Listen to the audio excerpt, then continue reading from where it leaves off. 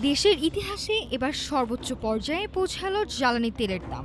মধ্যপ্রাচ্যের যুদ্ধ পরিস্থিতিতে বিশ্ববাজারের অস্থিরতার দোহাই দিয়ে ডিজেল, অকটেন ও পেট্রোলের দাম এক লাফে অনেকটাই বাড়িয়েছে সরকার।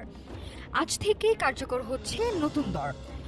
মধ্যরাতের প্রজ্ঞাপনে বড় ধাক্কা জনজীবনে। রেকর্ড উচ্চতায় এখন জ্বালানির বাজার। ডিজেল ও কেরোসিনের দাম বেড়ে দাঁড়িয়েছে ১১৫ ও ১৩০ টাকা। আর শখের মোটরসাইকেল বা গাড়িতে তেল নিতে প্রতি লিটার অকটেনে ১৪০ এবং পেট্রোলে গুনতে হবে ১৩৫ টাকা। মূলে রয়েছে মধ্যপ্রাচ্যের যুদ্ধ। গত ফেব্রুয়ারিতে সংঘাত শুরুর পর বিশ্ববাজারে তেলের ব্যারেল $১০০ ছাড়িয়ে যায়। সবশেষ হরমুজ প্রণালীর বন্ধের ঘোষণায় তৈরি হয়েছে নতুন অনিশ্চয়তা, যার সরাসরি প্রভাব এখন বাংলাদেশের পাম্পগুলোতে।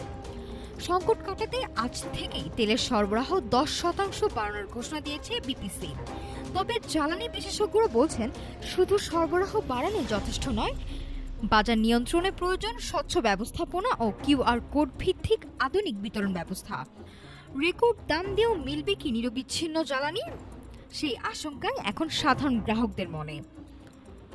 নাফিস সামিয়া, ঢাকা টুডে।